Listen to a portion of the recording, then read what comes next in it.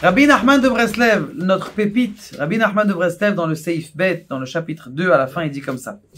Tout la Torah, chez Adam l'omen lishmor velasa, toute la Torah qu'un homme, il veut garder. Et en vérité, toutes ces lettres, chacune des lettres, c'est des étincelles d'âme. Et en vérité, toute cette étincelle d'âme, elle s'habille dans les mots de la tfila. Venitrachim sham beprinat ha'ibur. Regardez ce qui est extraordinaire. Tu fais ta prière. Les mots que tu dis, c'est en vérité des âmes de personnes. Ces âmes de personnes, elles rentrent à l'intérieur de toi et elles t'aident. Ce qu'on appelle Bechinat Ha'ibur. En Kabbalah, c'est connu dans le Sefer des Gilgulim, que quelqu'un, il peut avoir une réincarnation. Mais un Ha'ibur, c'est quoi? C'est genre, il rentre comme si c'est un enfant et il t'aide à grandir. Comme ton fils, quand tu as 80 ans, eh bien, il est là à te laver, te donner à manger, Vezeu hashamaim esaperim kevodel. C'est ça ce qu'on dit dans la Torah. Et les cieux disent l'honneur de Dieu.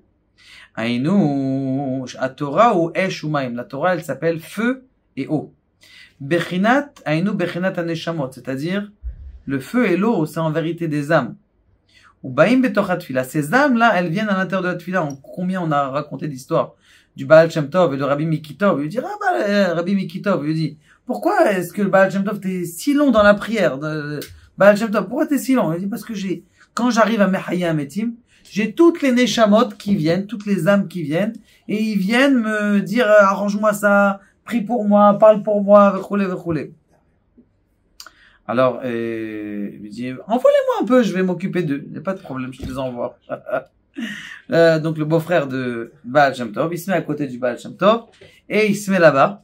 Il arrive à Mechaya Ametim, il commence à voir toutes les âmes qu'il doit arranger, il s'évanouit. Il le réveille. Rabbi, réveille-toi. Je dis non, enlève-moi ça, je peux pas. J'ai trop de gens qui sont arrivés. J'arriverai pas à gérer tout ça. Et alors que le Baal Shem Tov, tous les jours, il y avait des neshamot qui venaient à Mechaya Ametim, des neshamot des âmes qui étaient perdues et qui ont pas, personne n'a dit Kaddish sur eux, personne n'a fait sur eux, la Torah.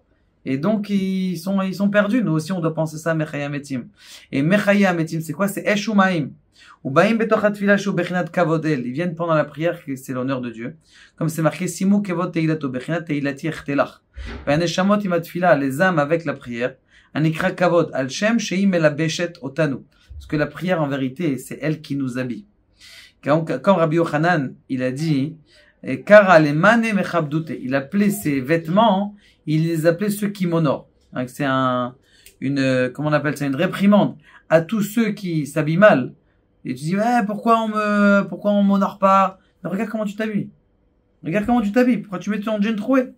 Mets-toi comme un homme mechoubad. Les gens, ils vont te regarder comme un homme mechoubad. Comme c'est marqué dans la Gemara, Masechet Shabbat, Daf Kuf Yud Gimel. Rabbi Yochanan, il appelait ses vêtements Mechabduta. Quand tu vois un grand rave avec un bon chapeau, un grand frac, même s'il connaît rien, il y en a beaucoup qui ont des fracs et des beaux chapeaux, mais si tu fais une petite interrogation, tu vois qu'il n'y a pas grand chose. Il y en a beaucoup, malheureusement. Voilà, on est un peu le monde du shaker. Je suis pas en train de parler contre personne, Aval. C'est juste pour vous dire que, justement, l'honneur de l'habit, eh bien, il élève la personne et il honore, même s'il n'est pas censé être à cet honneur-là. Et vaneshamot imatfila, nikra kavod, al shem sheim elabeshet otanu, al yedeh ze nikraim kevodel. Vehen meirin zelazeh, aneshamot meirim les tfila. En vérité, c'est ces âmes-là qui vient et qui t'éclaire la tfila, comme ce Zohar, à Kadosh dans Parashat Shemot, qui dit, si on n'avait pas la prière des morts, on ne tiendrait pas même pas une seconde.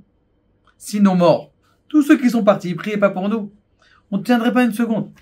La prière, elles éclairent ces âmes. Ces âmes-là, elles se rénovent et elles nous éclairent à nous. Et elles rentrent à l'intérieur de nous. Et grâce à ça, notre fila, elle monte aussi. Baruch Adonai,